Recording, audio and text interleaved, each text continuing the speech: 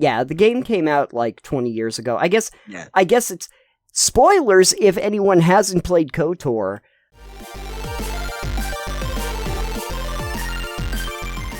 Alex, recently you tried to make a case for me about modding. I did. And I enjoy it. Yeah, I know you do. And a lot of times what I'll try to do is I'll play a game straight because I don't really want to modify it. I'm mostly figuring that I want to play a game that is done the way the developer intended it to be. I don't care how the developers intend the game to be. I like the things that players go, you know what would be really cool is if, you know, the... What if I had the space big mechs you lasers? can get- Yeah, like what if you can get a dinosaur with lasers on its head? Yeah. And I'm like, actually, that is lore friendly and really fucking cool. They should have put that in there. Yeah, absolutely. Sometimes I do think to myself, like, what if Dark Souls, but I had like a lightsaber? That'd be pretty great. Yeah. Yeah. What if Skyrim, but with machine guns? Yeah. What if dragons were Thomas the Tank Engine? Yeah, pretty great. Man. Yeah, they really should. But anyway, I tried something recently. Because I was like, well, you know, I have an idea about what I might want to do for mods. What if I actually went to games that I have already played, that I'm very, very familiar with, and I went in and played them again, but with mods now? So basically, just a game that I don't have to prove anything. I've played it, I've finished it, I beat it several times. It's not like a big deal for me. Just go through and see what there are for mods. Not really to make the game easier or wacky, but to see what there is for content and for, you know, changing things up a little bit. Well, yeah, again, same reason I like the mod Skyrim. I've already played hundreds of hours of Skyrim. Oh, sure. Give me mods. Let me change it up, make it look pretty. Have all new builds, classes, options, quests, etc. Well, I've been trying that with a game that I'm very familiar with, and it is Star Wars Knights of the Old Republic. Knights of the Old Republic is one of my favorite games of all time. I've talked about that before. It was revolutionary, especially for its time, when it came to being an RPG and what it did for BioWare and the genre. But I've never really played it with mods. At all. But there were always some things that I was like, it would be really cool if. Yeah. You know. And some of the things that I wanted to see were, like, you know, that they could expand some of the ideas in the game. And maybe just expand some of the planets and places that you could go. So, anyway, I booted up Nexus Mods. Which, of course, is where you're going to go. And I found a few things. So, the first one that I actually immediately picked up because I was like, well, I gotta see what this is something called the KotOR 1 Restoration 1.2. And what this is basically, they restored a bunch of cut stuff that didn't make it into the game. Nice.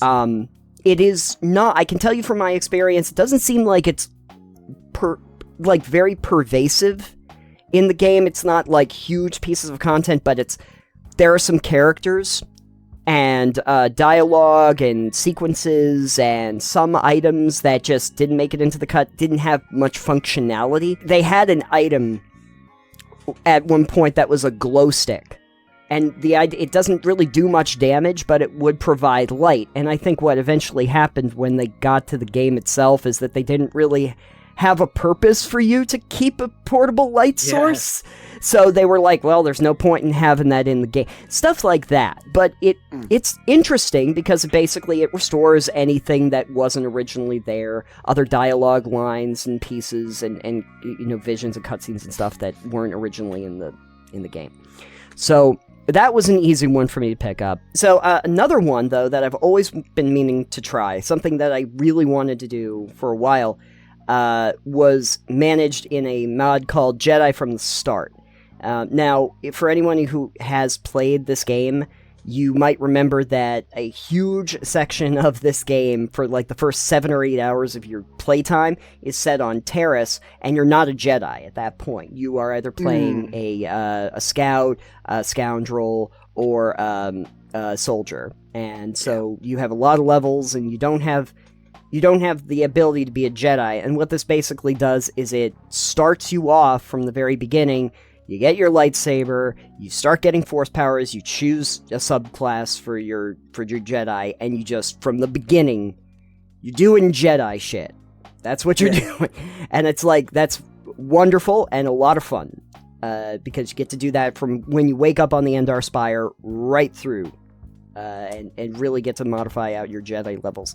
I also ended up taking a really interesting one that was all about Yavin IV, which was a whole big content thing, and it's kind of wacky. A lot of mods have a tendency to be wacky when they add content in.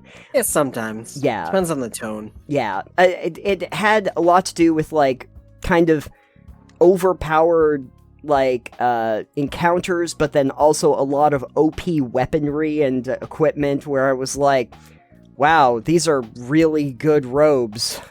Okay, then, I guess you kind of figured that you were going to use it, but it was kind of, I guess, an excuse to, like, put in just a ton of modded, equipment and stuff, and fight some Sith Lords and things like that. Yeah, which it is gives fun. you that power fantasy, then. It's kind of wacky, it reuses a lot of locations, but that's okay. And then, the other one that I'm doing right now, which I think is pretty impressive, actually, is a content mod called Brotherhood of Shadow, Solomon's Revenge. And what they did for this was they basically said, there's a point in the game where there's, like, a turn, and there's a big reveal. Yeah. And after that... And you realize you were the bad guy all along. You were the bad guy that we met along the way. The game ran how long? Yeah, the game came out like 20 years ago. I guess it's spoilers if anyone hasn't played KotOR. The Darth Revan character that everyone keeps talking about is the master strategist that was Malik's master and everything. You're playing them. But at any rate, what happens with the Brotherhood of Shadow is it's actually a whole quest line that you get to go on, where you get to meet a character that was basically an apprentice of Darth Revan, and you go on like a whole quest line that has to do with the Korriban Wastes, and they repurpose a lot of environments, but one thing that they do that's really interesting is they actually did get some people in to do voice acting for it. Okay. They use a lot of the alien language part, but then they also had some people record actual dialogue for several of the parts. For better or worse, some of it's not like professional voice acting, but it sounds, they at least tried. And, provided some new areas and whole storylines, cinematics and things. Like, they tried their hardest, to provide content, which I think they say is something like 7 or 8 hours worth of overall content. Not bad. No, not bad at all. And so what I'm finding really interesting about this is if you've played a game and you're really familiar with the game from the outset about how it's supposed to be, and then you put a bunch of this stuff in, you go, oh, that's new. Like, that's something I'm not familiar with, and it's just like out of nowhere. You come across things in the middle of it, which is really interesting, and it feels like a new, fresh experience for me playing this. But I wasn't doing this so that I could put on like a cheat mode or an easy mode, or like get the smack hammer lightsaber, because I don't need those. I can play the game. The game is fine. What I just really wanted to do was see what other stuff they could put into the game so that there was more of it. So what I'm ultimately hearing is we talked about why I mod games, and you went, actually, that's not a bad idea. That's not a bad idea. Right. The thing that I was critiquing during that part was the idea of using mods on games where I haven't really played them before or played them through to completion. Although, usually that's when I do use the mods, like when it's like I don't really think I can play this game in its current state, so I gotta mod it. I think it especially helps out with games that you really like the idea of and the concept and what they're putting into it. Yes. But maybe there's a couple things that you don't gel with. For this case, me playing MechWarrior 5 Mercenaries. Is, I think, the gameplay and the game idea of it is all really exciting and interesting and fun, but then when it comes to certain aspects of the game that are in it, I'm like, ooh, these piss me off, because it feels like it's being unnecessarily harsh. Right.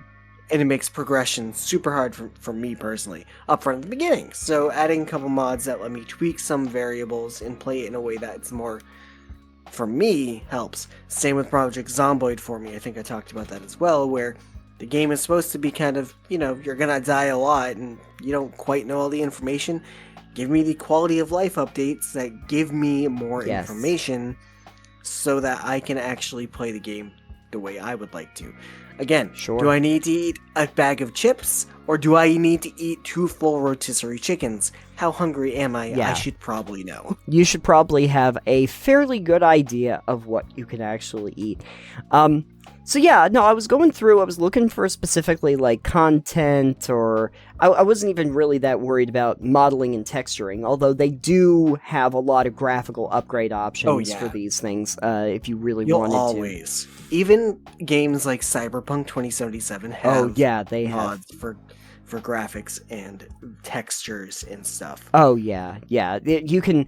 The stuff that they have for KotOR is pretty extensive. There's high-quality skyboxes, there's Star and Nebula, expansions and stuff.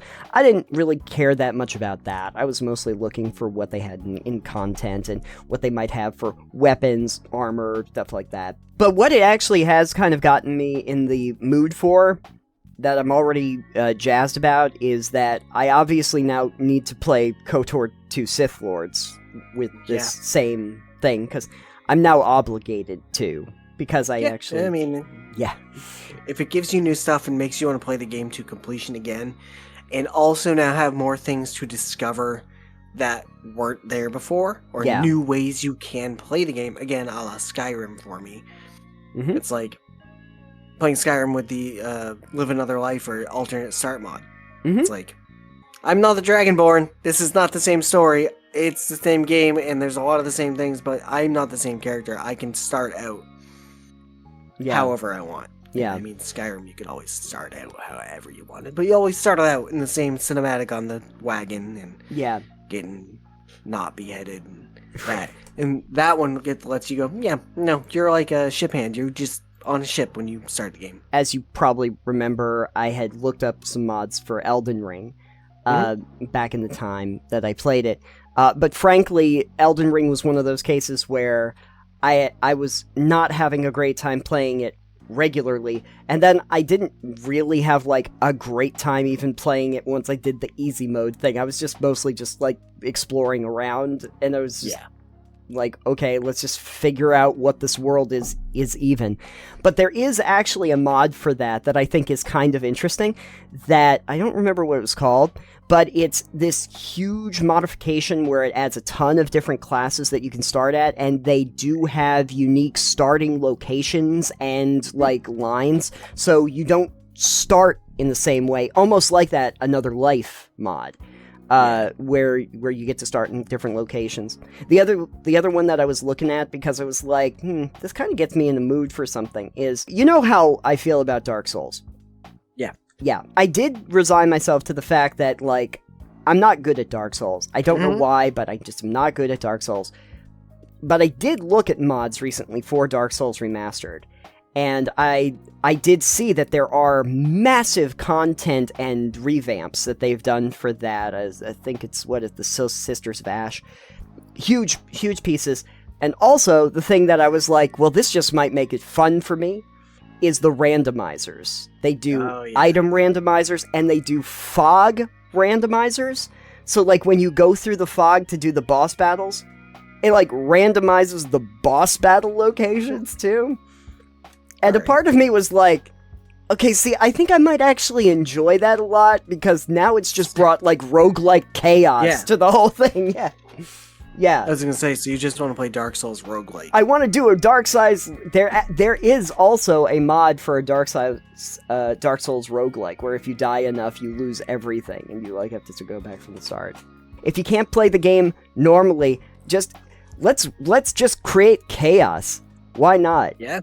Let's do that chaos instead. Mode. It's just chaos mode. I don't even care if it's easy or anything. It's just like, I just want chaos now.